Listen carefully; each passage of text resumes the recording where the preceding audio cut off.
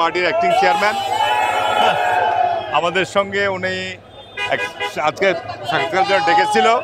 সেখানে বলা হয়েছে নমিনেশন যাকে দেওয়া হবে আপনারা সবাই দলের হয়ে তার পক্ষ হয়ে একসাথে কাজ করবেন। এইটা তো প্রশ্ন করা ঠিক নয়, তবে যারা এলাকায় জরিপ করা হয়েছে যারা প্রার্থী হিসাবে বিজয় লাভ করবে তাদেরকে আপনার মনোনয়ন দান করবে। আমরা আন্দোলন করেছি দীর্ঘ 17-18 বছর, তারপরে আজকের এই পরিস্থিতি কিন্তু আমরা সংকট পার হতে পারি নাই।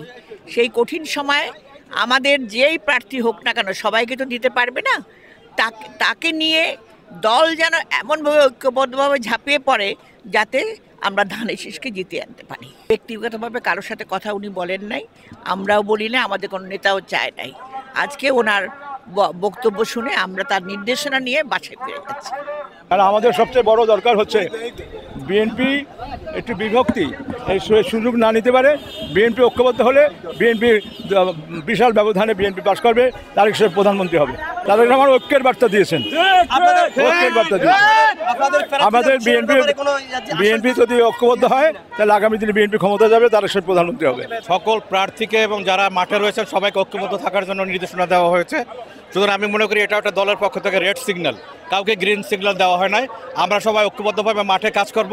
দল একজনকে মনোনয়ন দেবে, সেই প্রার্থীর পক্ষে আমরা ঐক্যবদ্ধভাবে কাজ করে আসন উপহার দেব দলকে। তারেক রহমান ঐক্যের ব্যাপারে গুরুত্ব দিয়েছেন, সবাইকে ঐক্যবদ্ধ থাকতে বলেছেন।